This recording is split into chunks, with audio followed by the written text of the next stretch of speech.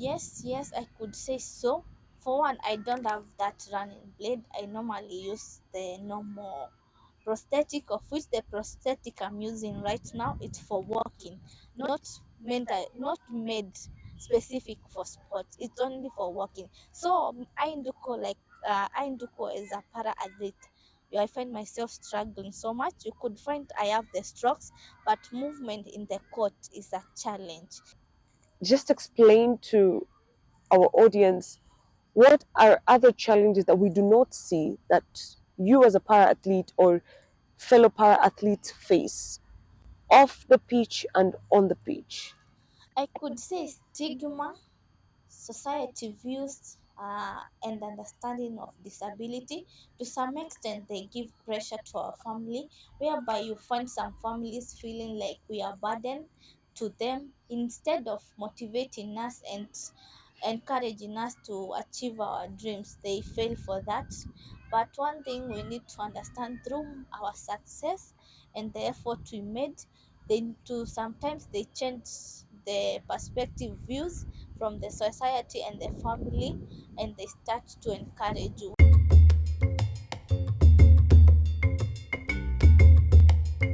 She is ranked as the best para badminton player in Kenya, top 3 in Africa, top 25 globally. This is a story of breaking barriers, a story that knows no limits. In today's sitting at Paza Africa Women in Sport, we delve into the life of Mary Nduku, who is a para athlete doing not just one sport but multiple sports: chess, football, basketball, and badminton. Welcome to Paza Africa. Thank you so much for hosting me, para Paza Africa. I'm Mary Nduku, multi-talent para-athlete, and apart from sports, I'm a cosmetology tutor by profession. All right, I want us to just unpack that. First, you being a para athlete and not just doing one sport, what does that mean to you? It means a lot, of which my disability favors me in all sports, and I'm happy for that. When you say your disability favors you, how does it favor you and how has it shaped you to get into more than one sport? Okay, in every sport, whenever I go, I fit because of disability. That's why you find me doing a lot of sports. And again, it's the encouragement from my school and from my parents. Who are you? Away from the stadium, away from the training courts, who is Merinduku? Okay.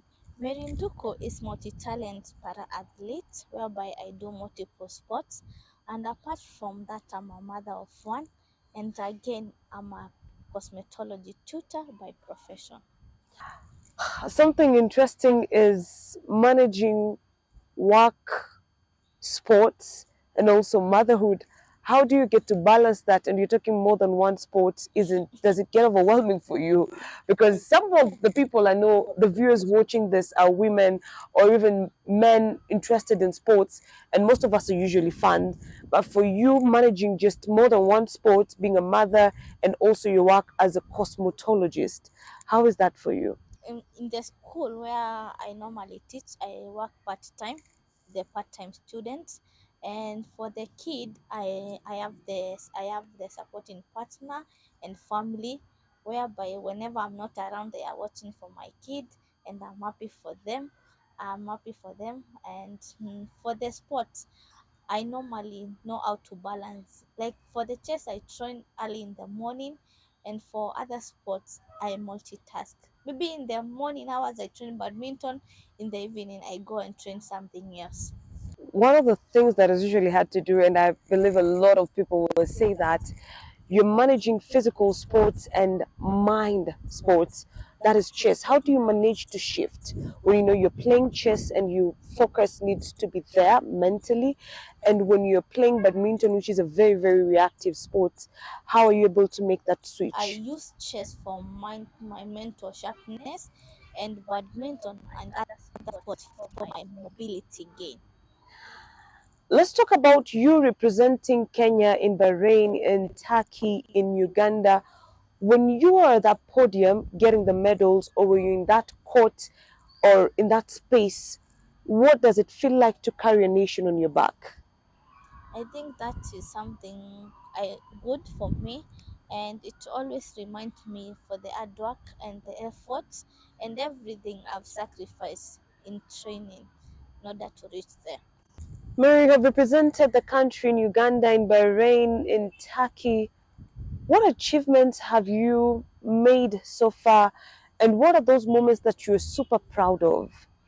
Okay, to me, I've been able to participate in Egypt, whereby that was my second appearance international for badminton, and I came with a bronze.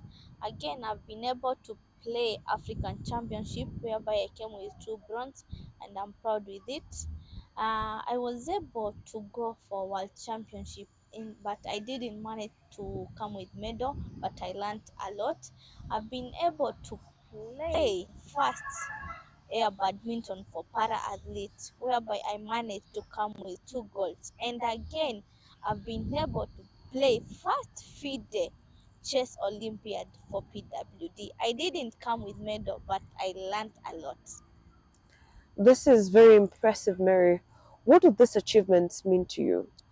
To me, they mean a lot, and they normally reminds me the effort I've been putting in training, the sacrifice, and the support I normally get. The LA Paralympics 2028 is something that you've passionately talked about even before we've had the sit down. What is currently standing between you and the LA Paralympics 2028? There are two things which is standing between me. One is the qualification pathway, whereby I have to attend more international tournaments and get a certain points. Again, I have to play Africa Championship. In through playing Africa Championship and that performance in that tournament, it is the one which will give me a slot in World Championship. And in World Championship, I can get a direct slot in Paralympics. Again, in the practical barriers, I have to invest a lot in coaching, adequate and equipment, of which, as I told you earlier, I have to have a specialist equipment with like the running blades. I have to have it. Again, I have to find funds for my traveling, accommodation, and visas.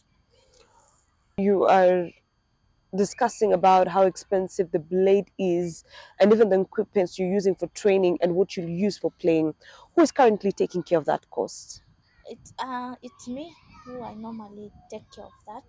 And one thing we need to understand, these adaptive and specialist equipment for para athletes, they are quite expensive. For example, a good quality of a running blade, it's costing 15,000 USD to 20,000 USD. That is 2 million Kenya shillings to 3 million Kenya shillings, of which this equipment are imported and not locally found. Again, as like para athletes in Kenya and Africa, we have to use low equipment, I could say so, to sometimes they lead to injuries. And again, remembering that we are we are we are competing globally with international athletes, whereby those athletes have invested in those equipment, you find that our performance is becoming low. To the young girls watching this today, what would you tell them? Those who feel limited, those who feel they are challenged in their own ways about being a female athlete. Never feel discouraged. Encourage yourself, even if there's no someone to encourage you. Believe in yourself, and a journey starts with one steps, remember that. And the success you bring, it is what will change views and understanding of people's. What does it feel like to be a world class athlete and not get that kind of support that you need? Financial support, equipment support? What does it mean like to you? Sometimes as a para athlete, we normally feel like we are giving up. You see yourself like we don't get the support like the able body normally get, like in this situation whereby you need like a running blade, the ministry normally tell you we can't give out those 2 million to you. It's upon you to find a way. And in that situation, the nation and the ministry, they need performance from you, of which they are not supporting. So it's kind of discouraging to us.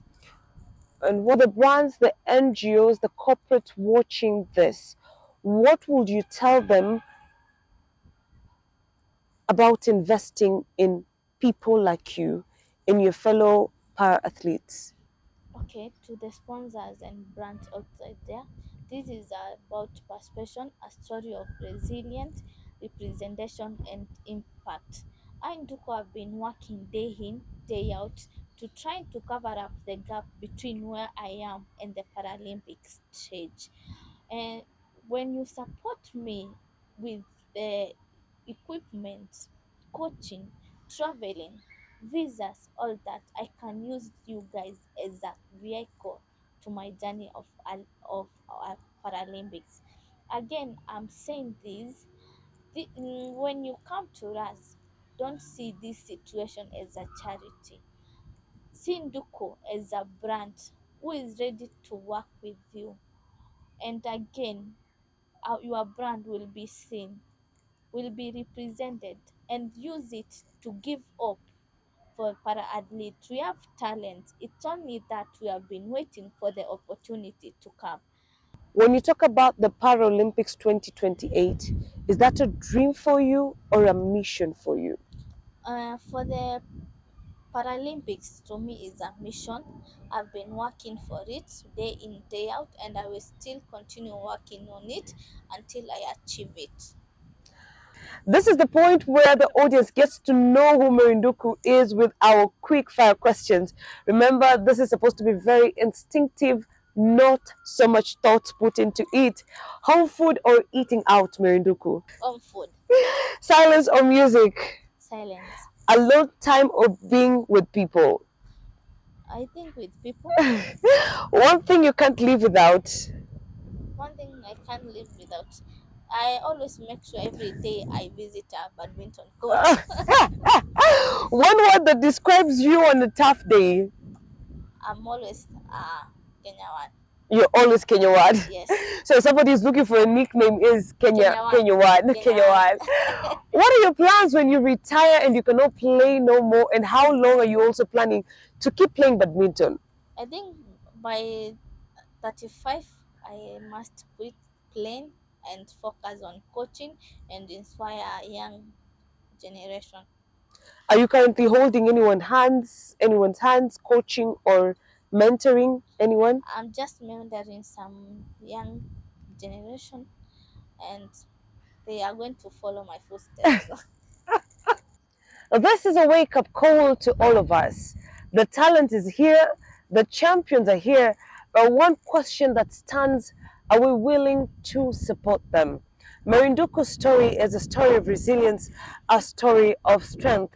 And this has been Paza Africa Women and Sports. Until next time, keep rising, keep shining, keep taking up spaces, and keep pazaing. I have been your host, Sullivan Dege.